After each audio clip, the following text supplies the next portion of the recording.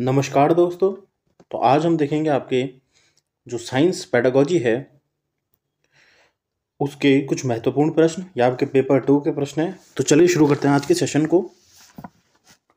पहला क्वेश्चन है आपका, दूध में निम्नलिखित में से कौन सा पोषक तत्व होता है। आपका दूध में जो है कौन सा पोषक तत्व होता है ये आपसे पूछा गया है। ठीक है, प्रोटीन आपका होता है, विटामिन सी नहीं होता है, विटामिन ए नहीं होता है, तो ये आपका गलत ऑप्शन हो जाएगा। कार्बोहाइड्रेट्स नहीं होता है, विटामिन सी नहीं होता है, आयरन भी नहीं होता है। ठीक है, तो ये आपका गलत हो जाएगा। आपका जो है विटामिन डी होता है और आयरन नहीं होता है। तो जो आपका लास्ट ऑप्शन आपका डी ऑप्शन जो है आपका प्रोटीन, कैल्शियम और विटामिन डी, तो ये आपके तीनों आपके दूध में पाए जाते हैं। तो आपका डी ऑप्शन आपका बिल्कुल सही हो जाएगा। ठीक है, नेक्स्ट आपका प्रतिरोधी या फिर रोगाणुरोधक के रूप में घावों पर लगाई जाने वाली बैंगनी रंग के विलयन में कौन सी अधातु होती है। जैसे कि आपको जो बीटाडीन होता है या फिर आपका जो डिटॉल होता है उसमें जो है आपका बैंगनी रंग के विलयन होता है वह किस धातु का होता है। तो आयोडीन, ब्रोमीन, सल्फर या फिर क्लोरीन, तो वो हो जाएगा आपका आयोडीन सॉल्यूशन रहता है वो, तो आयोडीन आपका सही हो जाएगा। फिर है आपका वायु के संबंध में नीचे दिए गया कौन सा कथन सही नहीं है। नहीं है यानी आपको नेगेटिव ढूंढना है। ठीक है, मृदा में वायु उपस्थित नहीं होती है, कि मृदा में जो है वायु उपस्थित नहीं होती, ये तो गलत है आपका। और हमें क्या है, गलत ही पूछा गया है, तो आपका ए ऑप्शन आपका सही हो जाएगा। बाकी ऑप्शन आपको देखना ही नहीं है, क्योंकि क्या है नहीं है का मतलब आपको नेगेटिव ढूंढना है। ठीक है, तो हमें क्या है नेगेटिव ही हमारा आंसर हो जाएगा। तो मृदा में वायु पाई जाती है, यहाँ पे क्या है नहीं पाई जाती है, तो ए ऑप्शन आपका सही हो जाएगा। नेक्स्ट है आपका, स्तंभ ए में दिए गए पाचन तंत्र के अंगों और स्तंभ बी में दिए गए उनके कार्यों का नीचे दिए गए में से मिलान करें। यानी आपको जो है यहाँ पे आपका जो अंग दिए हैं उनसे आपको मिलान करना है। तो फिर जो आपका यकृत जो है यानी आपका लीवर जो है वह क्या आपकी सबसे बड़ी ग्रंथि होती है, तो आपका डी इसमें आपका ये मैच हो जाएगा यहाँ पे। फिर जो है आपका जो है अमाशय, अमाशय में क्या होता है आपका प्रोटीन का पाचन होता है, तो ये आपका सही हो जाएगा। फिर पित्ताशय में क्या है जहाँ पित्त रस संचित होता है। ठीक है, फिर अनाशय में क्या है क्षुद्रांश के पाचक रस मुक्त करता है। ठीक है, तो ये आपका हो जाएगा ए का चौथा, ए का चौथा, बी का जो है आपका बी का जो है पहला, सी का आपका दूसरा और डी का आपका तीसरा। तो ए ऑप्शन आपका बिल्कुल सही हो जाएगा इसमें। ठीक है, ए ऑप्शन आपका सही हो जाएगा, ये वाला ऑप्शन। नेक्स्ट आपका कोशिका के विषय में कौन सा कथन सत्य है। आपको पूछना है कि कोशिका के विषय में आपका कौन सा कथन आपका सत्य है। ठीक है, किसी ऊतक की कोशिकाएं समान होती हैं, तो ये तो बिल्कुल सही है आपका। आपको सही ऑप्शन फाइंड करना था और हमें पहला ही ऑप्शन क्या है सही मिल गया, तो ए ऑप्शन आपका बिल्कुल सही हो जाएगा। फिर आपका निम्नलिखित में से किनका उनकी जनन की विधि से सही मिलान कीजिए। ठीक है, यहाँ पे आप उनकी जनन की विधि से आपको सही मिलान करना है। तो जो है आपका यीस्ट जो होता है वो आपका मुकुलन के माध्यम से होता है, तो एक का चौथा हो जाएगा आपका। आलू जो है आपका जो है कारिक प्रवर्धन से होता है, फर्स्ट हो जाएगा आपका। शैवाल जो होता है, शैवाल जो होता है वह होता है आपका खंडन विधि से आपका प्रजनन करता है, आपका जनन करता है। और कवक जो है वह बीजाणु जनन होता है। ठीक है, ये आपको याद रखना है। तो उसमें ए का जो हो जाएगा वो चौथा हो जाएगा। ए का चौथा कहाँ पे आपका, ए का पहला नहीं हो जाएगा, ए का सेकंड नहीं हो जाएगा, ए का थर्ड, ए का चौथा यहीं पे है, तो यही ऑप्शन आपको सही हो जाएगा, ए का चौथा जहाँ पे भी है। ठीक है, डी ऑप्शन आपका इसमें सही हो जाएगा। नेक्स्ट है आपका सातों प्रश्न आपका जो है, निम्नलिखित में से कौन से प्रदूषण ओजोन परत में अवक्षय के लिए उत्तरदायी है, यानी ओजोन परत को जो आपके घटाते हैं।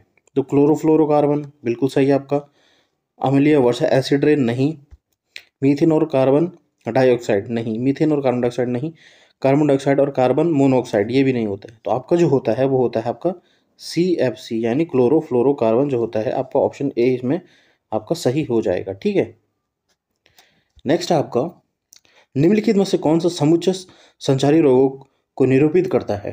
आपको बताना है, मियादी बुखार करता है आपका, मलेरिया करता है आपका, रक्त क्षीणता है नहीं ये नहीं होगा, और स्वाइन फ्लू करता है आपका। ठीक है, तो यहाँ पे क्या है आपका मियादी बुखार आपका करता है, स्वाइन फ्लू आपका करता है, मलेरिया जो है वह भी आपका सही है, और पोलियो जी आपका पोलियो सही है, तो आपका बी ऑप्शन जो है बिल्कुल राइट हो जाएगा। नेक्स्ट है आपका नौवां प्रश्न जो है आपका, निम्नलिखित में से क्या एक विज्ञान की प्रकृति के संदर्भ में आपका सही नहीं है? यानी नहीं है, यानी आपको गलत ढूंढना है, आपको गलत ढूंढना है। जहाँ पे भी नहीं आ जाएगा वहाँ पे आपको क्या है, गलत ढूंढना है। ठीक है, तो जो है यहाँ पे विज्ञान हमेशा अस्थायी होता है। ठीक है, ये बात तो सही है कि विज्ञान में हमेशा हम खोज करते हैं, तो विज्ञान क्या है, स्थायी नहीं होता है। विज्ञान संदेह को बढ़ावा देता है, बिल्कुल संदेह को बढ़ावा देता है। विज्ञान एक ज्ञान की रचना की प्रक्रिया है, ये भी बिल्कुल सही है। चौथा आपका विज्ञान की प्रकृति स्थिर है, नहीं स्थिर नहीं है विज्ञान की प्रकृति, आपके विज्ञान की स्थिति अस्थिर है। तो जो है आपका ऑप्शन डी इसमें आपका राइट ऑप्शन हो जाएगा। ठीक है, 10वां प्रश्न आपका, निम्नलिखित में से किसका विकास विज्ञान के द्वारा होता है? आपको पूछना है किसका विकास होता है। निष्पक्षता, ये आपका सही है। वैज्ञानिक दृष्टिकोण, ये भी सही है। और जो है आपका वैज्ञानिक स्वभाव, इससे भी आपका विकास होता है। स्थायी मानस, जहाँ पे स्थायी प्रवृत्ति आ जाएगी आपका गलत हो जाएगा। तो ऑप्शन 1 2 3 यानी आपका बी ऑप्शन इसमें आपका सही हो जाएगा बिल्कुल। ठीक है, फिर आपका 11वां प्रश्न आपका है, एक विज्ञान शिक्षक की भूमिका होनी चाहिए, कैसी होनी चाहिए? छात्रों को उत्पाद आधारित शिक्षण, ये बिल्कुल गलत हो जाएगा कि केवल उत्पाद के लिए पढ़ें। सृजनात्मक विचारों को रटने, जहाँ पे भी रटना आ जाएगा ये भी आपका गलत हो जाएगा। उच्च संज्ञानात्मक क्षमताओं वाले प्रश्नों के निर्माण के लिए सभी छात्रों को प्रेरित करें, तो ये आपका सही लग रहा है कि उच्च संज्ञानात्मक क्षमताओं वाले प्रश्नों को निर्माण करने के लिए सभी छात्रों को प्रेरित करें, आपका सही लग रहा है। छात्रों को प्रचुर विभिन्न सीखने के अनुभव प्रदान करें, उन्हें क्या है, प्रचुर मात्रा में उन्हें क्या है, आपको सीखने का अनुभव प्रदान करना है। तो जहाँ पे भी अनुभव प्रदान आ जाएगा ये आपको बिल्कुल बेटर ऑप्शन होगा, आपका सी से ज़्यादा आपका डी ऑप्शन इसमें बेटर हो जाएगा। तो आपका ये ऑप्शन आपका सही हो जाएगा। फिर आपका 12वां प्रश्न, ये आपका राष्ट्रीय हो जाएगा यहाँ पे। ठीक है, राष्ट्रीय पाठ्य चर्चा 2005 के अनुसार एक अच्छी विज्ञान शिक्षा आपको क्या बताती है? एक अच्छी विज्ञान शिक्षा क्या बताती है आपको?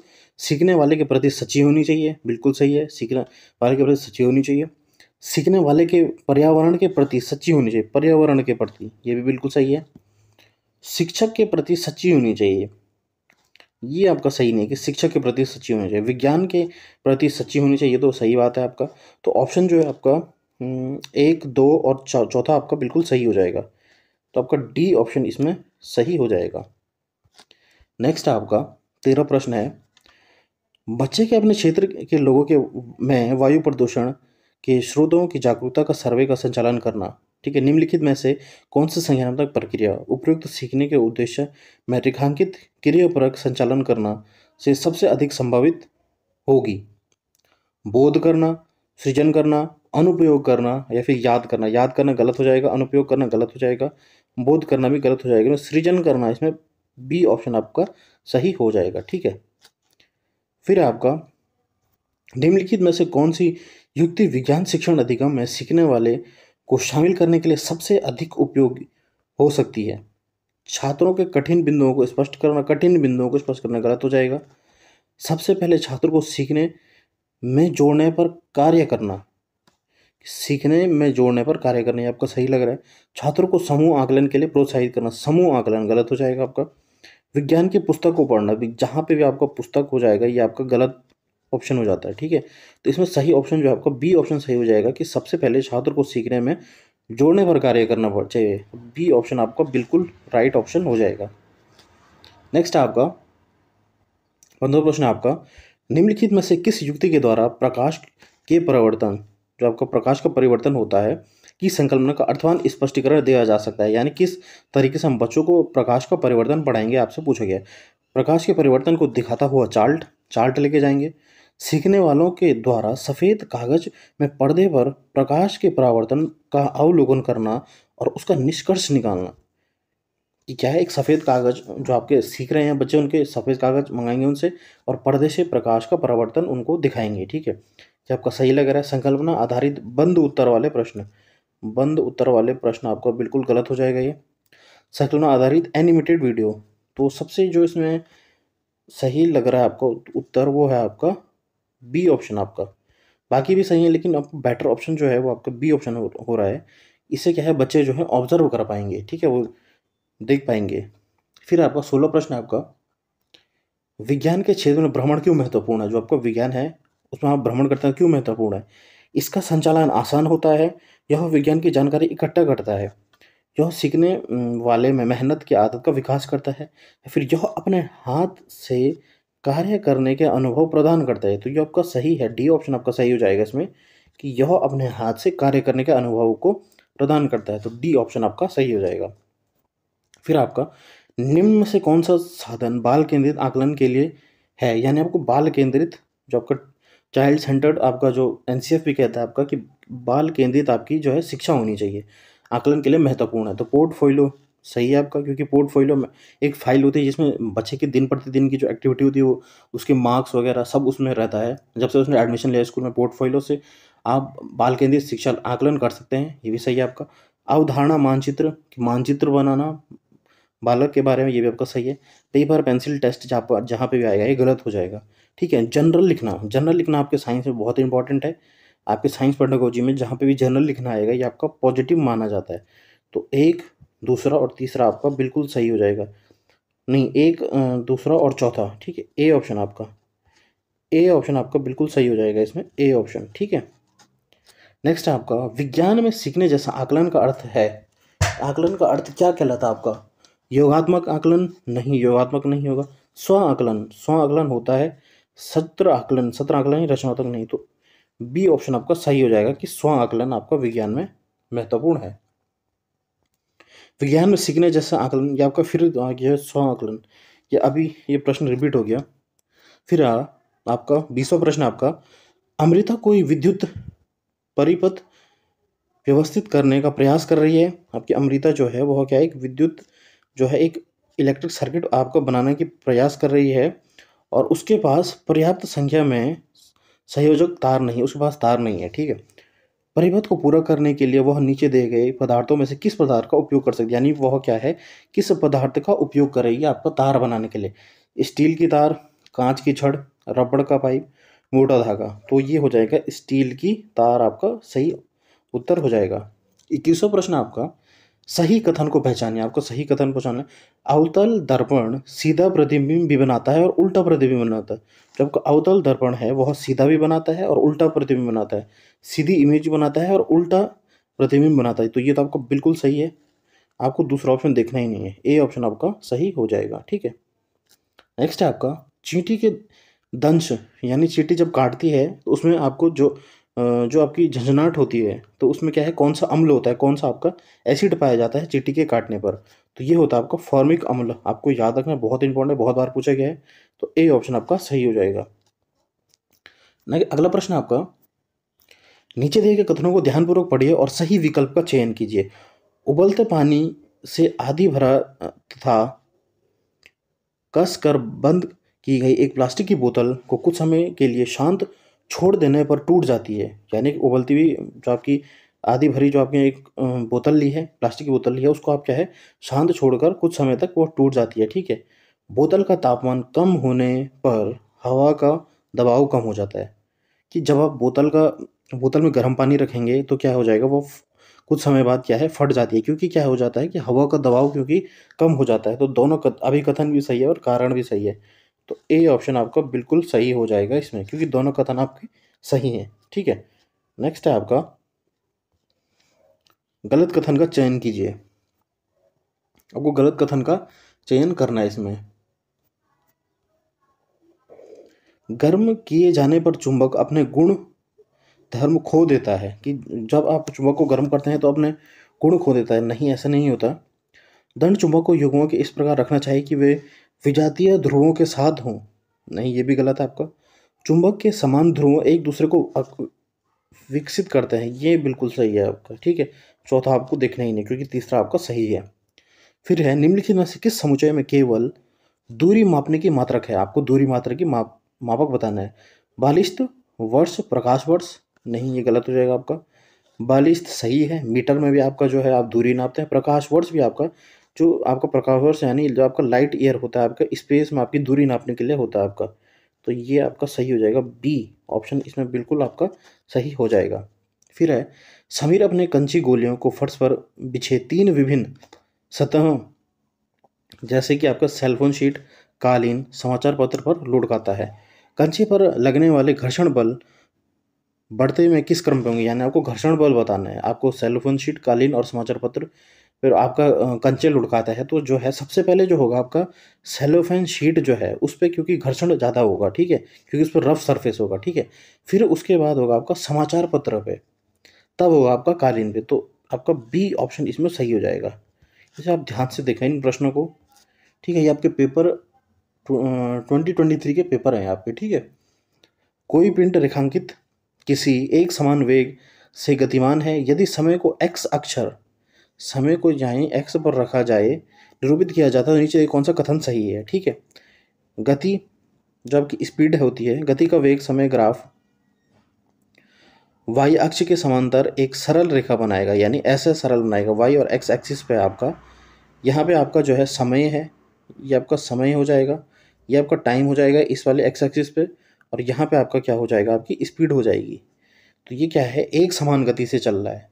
तो जो इसका आंसर सही हो जाएगा कि एक गति का वेग समय ग्राफ एक्स के समांतर एक सरल रेखा बनाएगा, यानी अगर कांस्टेंट स्पीड से चल रहा है तो क्या है, वह क्या है, यहाँ पे सपोज मैं आपको बताता हूँ, अगर कांस्टेंट स्पीड से चल रहा है तो क्या है आपका जो है, सपोज मैं आपको बता देता हूँ, यहाँ पे आपको जो है ये बताना है आपको,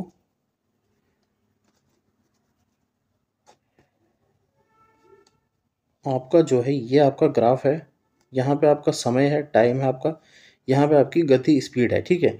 आपने बताना है कि किसी एक समान वेग गति यदि समय अक्ष को निरूपित किया जाता है, यानी एक समान गति से दोनों चल रहे हैं, तो आपका क्या हो जाएगा, आपका ग्राफ बनेगा इस तरीके से, ठीक है।